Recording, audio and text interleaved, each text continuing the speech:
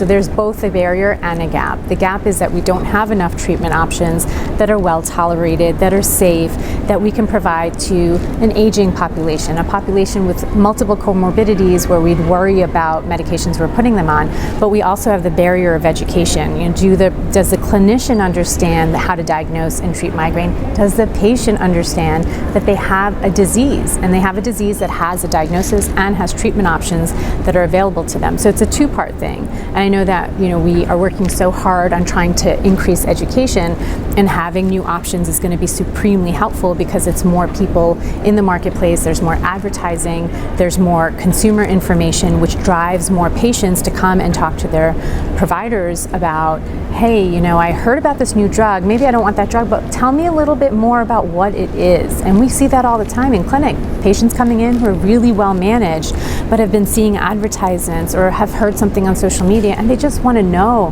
what's going on in this world. It seems like there's some real excitement, and they're really happy to hear that. I don't know if this is enough. I think that we could probably create another 15, 20 drugs, and then maybe we'll start to feel like we have enough tools to manage. Because migraine is such a complex disease that it's not a one fit for every patient. So having numerous molecules available to us is really important.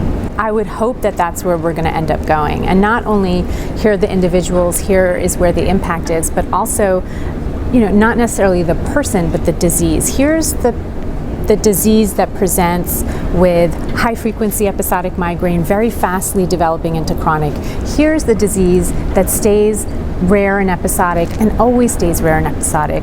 How do these diseases respond? How do these representation of a single disease respond differently to different types of treatments, and what do they need? Or another way to look at it is maybe you have two patients who have this similar type of presentation of their disease, but yet they're responding differently to treatments. How do we get it so that we have enough of these options that if they're not responding to this targeted pathophysiology, that we know that there's then this backup pathophysiology, then there's a third backup, and then once we get enough of this treatment plans that are targeting specific pathophysiologies, can we then start to focus on what does that disease, what does that presentation of disease look like? And can we then start to separate it before we start experimenting with try this, try that, but hey, I hear you have a lot of nausea.